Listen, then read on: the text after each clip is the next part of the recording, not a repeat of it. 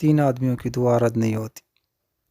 حضور صلی اللہ علیہ وسلم نے ارشاد فرمایا 3 قسم کے آدمی ہیں جن کی دعا کبھی رد نہیں ہوتی۔ نمبر 1 عادل حکمران، نمبر 2 روزہ دار جب افطار کرنے لگے، اور نمبر 3 مظلوم۔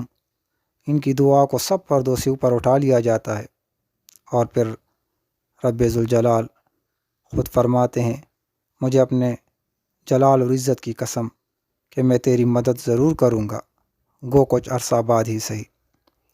یہاں پر علماء کرام لکھتے ہیں کہ ہر دعا قبول ہوتی ہے، لیکن وہ 3 قسم کے ہوتے ہیں، یعنی اس کی قبولیت 3 قسم میں سے ایک ہوتی ہے۔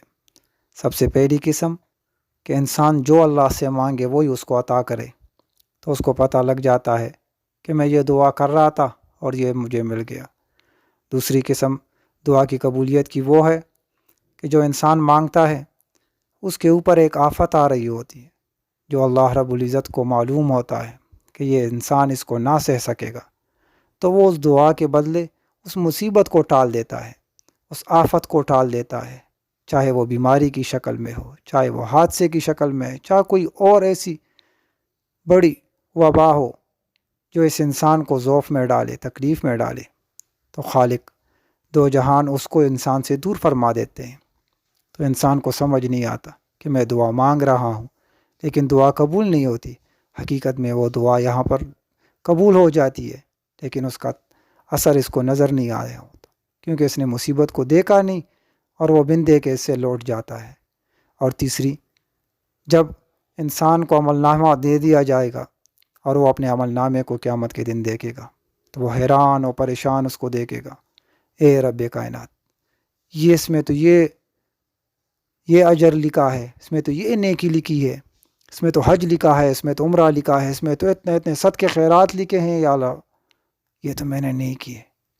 تو اللہ رب العزت پھر اسے فرمائے گا اے میرے بندے، جب تو دعا کرتا تھا تو میں ہر ایک دعا کے بدلے میں نے تمہیں یہ نعمتیں دی ہے، یہ اجر و ثواب دیا ہے، اس دعا کے بدلے یہ دیا، اس دعا کے بدلے یہ دیا۔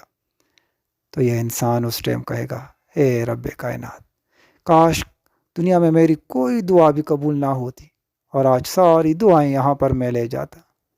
تو دوستو، اللہ رب العزت سے مانگا کرو، وہ تو ایسی ذات ہے کہ وہ مانگنے سے خوش ہوتا ہے، اور جو نہیں مانگتا تو اس پر ناراضگی کا اظہار کرتا ہے۔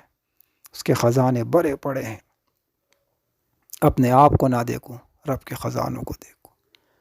دنیا سے بے نیاز ہو کر دنیا کسی کو کیا دے گی؟ ایک وقت ایک انسان کسی کو کچھ دے دے، دوسرے تیسرے وقت پر وہ اکتا جاتا ہے، اور وہ رب کہتا ہے کہ مجھ سے مانگو، جتنی تم مانگو گے اتنا میں خوش ہوتا ہوں۔ تو کیوں نہ ہم اپنے ایسے رب سے مانگے۔ ہاں، دعا کے مانگنے کا علماء کرام نے فرمایا ہے کہ اگر دعا کے مانگنے میں تھوڑی سی احتیاط کی جائے اور طریقے سے سلیقے سے مانگا جائے تو پھر جو ہے جلد ملے گا اور ضرور ملے گا۔ سب سے پہلی بات یقین سے مانگے کہ میرا رب مجھے سب کچھ دے سکتا ہے۔ ایسی کون سی دعا ہے، ایسی کون سی چیز ہے جو میرے رب کے اختیار سے باہر ہو؟ کوئی چیز بھی تو نہیں، چاہے وہ صحت ہو، چاہے ہمارے عقل میں وہ بات آئے نہ آئے، پر میرے رب کے لیے وہ بہت آسان ہے۔ وہ تو رب کائنات ہے، اس کے لیے کوئی چیز مشکل نہیں۔ اپنے آپ کو نہیں، زمانے کو نہیں، بس رب کو دیکھا کرو اور مانگا کرو۔ وہ جائز ضرورت ہوگی تو اللہ رب العزت ضرور دے گا۔ تو سب سے پہلی بات یقین کے ساتھ، اور دوسری، دعا سے پہلے رب کائنات کی ذکر کر دیا کرو، اللہ کو بڑے پیارے پیارے ناموں سے پکارا کرو کہ اللہ تو کریم ہے، اللہ تو رحیم ہے، اللہ تو پورے کائنات کا رب عظیم ہے، مولا میری یہ ضرورت پوری فرما دے، مولا میری یہ ضرورت پوری فرما دے۔ تو سب سے پہلے اللہ رب العزت کی بڑائی بیان کرنا، پھر عاجزی اختیار کرنا کہ رب تو بہت بڑا ہے، میں بہت عاجز ہوں، میں ناتوان ہوں، میں بے کس ہوں۔ یا تو اس کے سامنے رونا، اور اگر رو نہ سکو تو پھر رونے والی شکل کم از کم بنا لینا، اور ساتھ ساتھ حضور پاک صلی اللہ علیہ وسلم پر درود بھیجنا۔ حضور پاک صلی اللہ علیہ وسلم کی وجہ سے جو ہے ہمیں اتنی اللہ رب العزت نے نوازا ہے، رمضان جیسے مہینے سے نوازا ہے۔ ہماری توبہ کو قبول کرتا ہے، پچھلی امتوں کی توبہ قبول نہیں ہوتے تھے، موت پر ان کی توبہ قبول ہوتی تھی۔ ہمارے دو آنسو گرا دو، بس سب کچھ معاف، جتنا بھی کیا ہو سارے وہ معاف فرما دیتا ہے۔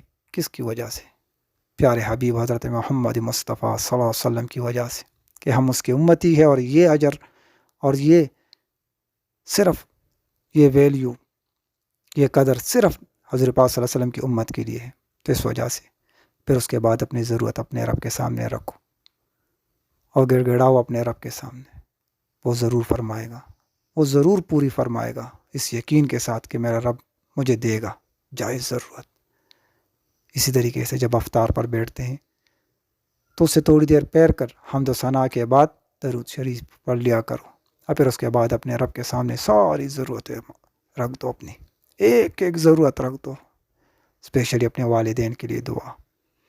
وہ اگر حیات ہے تو ان کی عزت، ان کی جلال، ان کی صحت کی دعا، اور اگر فوت ہو چکے ہیں تو ان کی مغفرت کی دعا، ان کے درجوں کے لیے دعائیں۔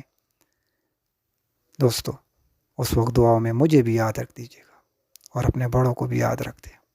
اللہ رب العزت مجھے اور آپ کو سب کو عمل کی توفیق عطا فرمائے، آمین۔